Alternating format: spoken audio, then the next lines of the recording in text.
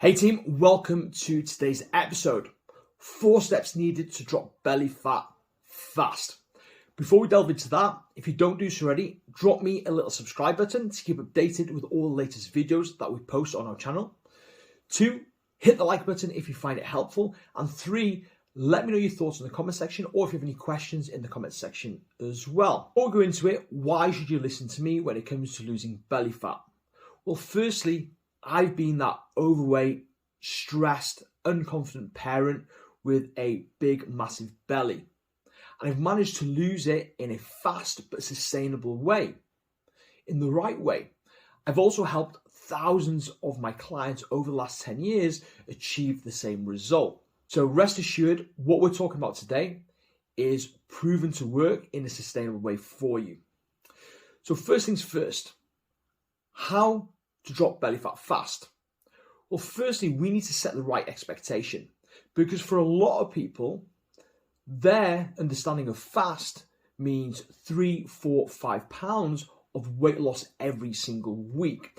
And in order for us to achieve that, we need to take a quite aggressive approach of highly restricting our calories and really cranking up our cardio and our daily movement to create this big calorie deficit in order to burn body fat as fast as possible.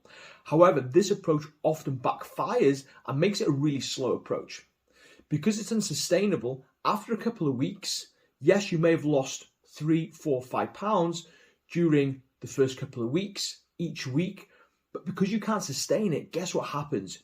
You end up falling off track, having a massive binge, a massive blowout, and ultimately giving up, leading you to be stuck in this cycle of restrict and binge, basically spinning your wheels in the mud, not making any progress at all. So whilst in theory it might be the fastest approach, because it's not sustainable, it actually makes it a slow approach. So we need to reassess our expectations of what fast fat loss looks like when it comes to dropping belly fat. So we want to set the expectations of 1 to 2 pounds per week. That makes it a lot more manageable. That allows us to be more consistent and in the long run, get to our goal faster. Because like I said, it's much better to lose 1 to 2 pounds per week consistently over time, week after week, until you get to your goal, than going really, really low in your calories, high in your daily movement where you lose 4 pounds in week 1, 3 pounds in week 2, and then give up after week 3 and then you put all the weight back on. So first things first is set the realistic expectation of what fast looks like.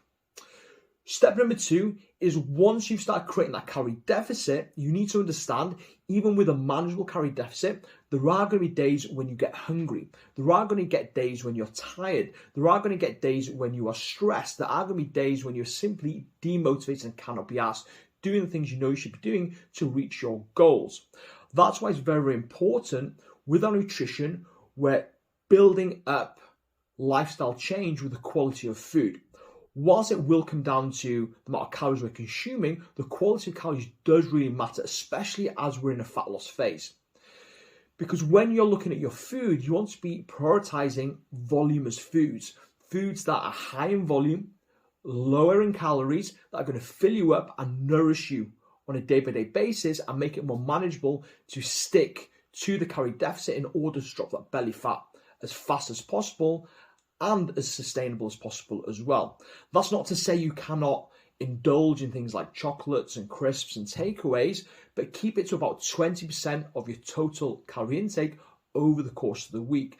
That gives you a really good balance of more nutritious foods to less nutritious foods. Step number 3 is be consistent with your daily movement.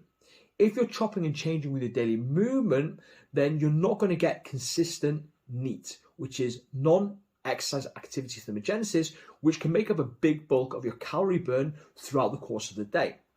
So we want to be setting a step target that is manageable and consistent for us. And the best way to do this is to simply look at what you're doing right now.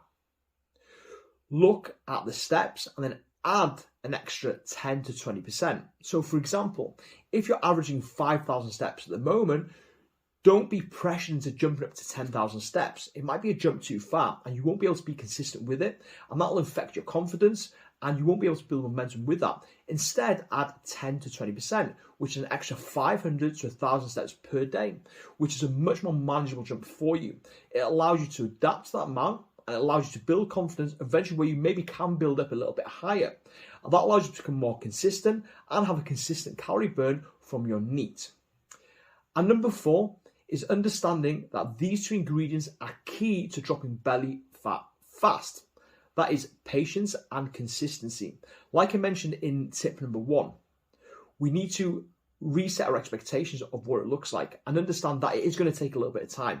And anybody that has promised you otherwise are probably doing it for the wrong reasons. So understand it's going to take a little bit of time. And think about it from this point of view. You didn't wake up one morning with a gut. It has been months, probably years of poor lifestyle choices, lack of movement, and poor coping mechanisms that have led to a build-up of body fat around the abdomen. So patience is going to be key. It's going to take a little bit of time, but that's okay. And the second ingredient is consistency. We need to be consistent in what we're doing on a day-by-day basis. Now, we're not expecting to be perfect every single day, but we do want to be making progress. Imperfect consistency, imperfect progress, day after day, week after week, and then start building the things you're doing into lifestyle habits. So not only can you lose the belly fat in a consistent way, but you're also building in the structure of habits that you can then maintain it long term, because ultimately we're a byproduct of what we do consistently day in, day out.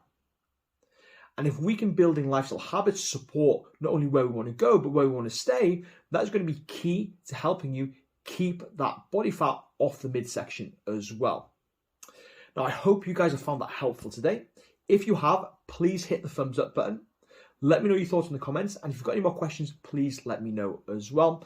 And like I mentioned, don't forget to subscribe to this page to keep updated with all the relevant videos that we post up. And in the description section as well, there's the links to all my social media pages if you want to drop me a follow on Instagram or on Facebook. And there's also a link to download my free startup guide as well to get you started on your health and fitness journey.